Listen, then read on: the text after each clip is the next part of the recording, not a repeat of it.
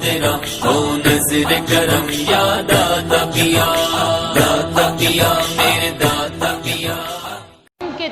بر صغیر پاک و ہند میں چاروں طرف کفر و شرک کا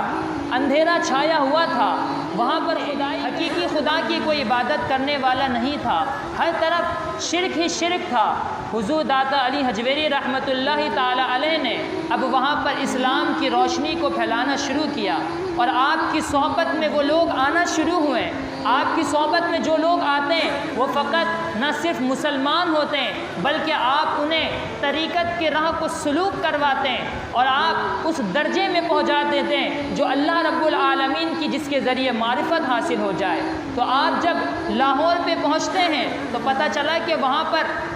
وہاں کا جو نائب حاکم ہے اس کا نام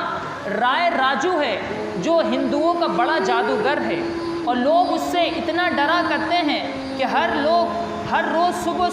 سب اپنے جانوروں کا دودھ دھو کر اس کے پاس دیتے ہیں، اس کے بعد پھر وہ اپنے دودھ کو استعمال کرتے ہیں۔ اور اگر اس کے بارے میں مشہور تھا کہ وہ ایسا جادوگر ہے کہ اگر کسی نے اپنے جانور کا دودھ اسے نہ دیا تو پھر اس تھن سے خون نکلنا شروع ہو جاتا، دودھ کی جگہ خون آنا شروع ہو جاتا۔ حضور داتا علی حجویری رحمۃ اللہ تعالی علیہ اس منظر کو ملاحظہ کر رہے تھے۔ آپ نے ایک بوڑھی عورت کو دیکھا کہ وہ اسی رائے راجو جادوگر کے پاس جا رہی ہے، اس کے ہاتھ میں دودھ موجود تھا۔ آپ نے ارشاد فرمایا کہ خاتون آپ کہاں جا رہی ہیں؟ اگر آپ یہ دودھ اس کی جو قیمت بنتی ہے آپ وہ قیمت لے لیں اور یہ دودھ مجھے عطا فرما دیں۔ تو وہ خاتون، وہ بوڑھی عورت کہنے لگی کہ مسئلہ یہ ہے کہ ہمارے یہاں ایک ایسا شخص موجود ہے کہ اگر ہم نے اسے دودھ نہ دیا تو پھر ہمارے جانور کے تھن میں خون آنا شروع ہو جاتا ہے۔ حضور داتا علی حجویری رحمۃ اللہ تعالی علیہ نے ارشاد فرمایا کہ نہیں، اگر آپ مجھے دے دیں تو اللہ کریم اس کے بدلے میں آپ کو بہت زیادہ دودھ عطا فرمائے گا۔ لہٰذا اس بوڑھی عورت نے وہ دودھ حضور داتا علی حجویری رحمۃ اللہ تعالی علیہ کو دے دیا، اور پھر وہ کہنے لگی کہ جب پھر میں نے جا کر گھر میں دودھ کو دھونا شروع کیا تو اتنے دودھ آنا شروع ہوئے کہ میرے پاس جتنے بھی برتن موجود تھے تمام کے تمام برتن میں دودھ بھر گیا، لیکن اس کے باوجود بھی دودھ ختم نہ ہوا۔ اب اس طریقے سے آپ کی یہ کرامت اب لاہور کے اندر مشہور ہونا شروع ہو گئی۔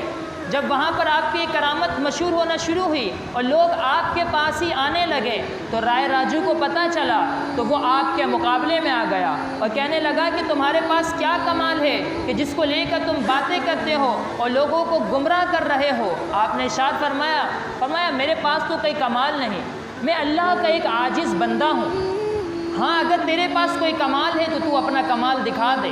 تو رائے راجو اپنی جادو کی بنیاد پر وہ جادو کے ذریعے اوپر ہوا میں اڑنے لگا۔ تو آپ یہ دیکھ کر مسکرائے اور آپ نے فرمایا کہ یہ تیرا کمال ہے اور یہ تیری اوقات ہے۔ آپ نے فرمایا کہ میرے پاؤں میں لگنے والے جوتے وہ تو اس سے بھی زیادہ کمال رکھتے ہیں۔ یہ کہہ کر آپ نے اپنے جوتے کو اتارا تو آپ کا جوتا اس کے سر سے بھی اوپر اڑنے لگا۔ وہ اس منظر کو دیکھ کر سمجھ گیا کہ یہ کوئی جادو نہیں، یقیناً یہ اللہ کے ولی کی کرامت ہے۔ تو وہ رائے راجو آپ کے ہاتھ پر دامن اسلام سے وابستہ ہوتا ہے اور آپ کی صحبت میں رہتا ہے اور یہاں تک کہ راہ سلوک کو طے کرنا شروع کرتا ہے۔ پھر اس کے بعد حضور داتا علی حجویری رحمۃ اللہ تعالی علیہ نے جس کا نام رائے راجو تھا آپ نے اس کا نام احمد رکھا اور آپ نے انہیں خطاب شیخ ہندی کا عطا فرمایا۔ اور اس کے بعد حضور داتا علی حجویری رحمۃ اللہ تعالی علیہ کے اس پر اتنا فیضان ہوا کہ آپ نے اس کو تمام راہوں کو سلوک کروایا، تمام راہیں طے کروائی، اور اس کے بعد وہ درجہ آیا کہ حضور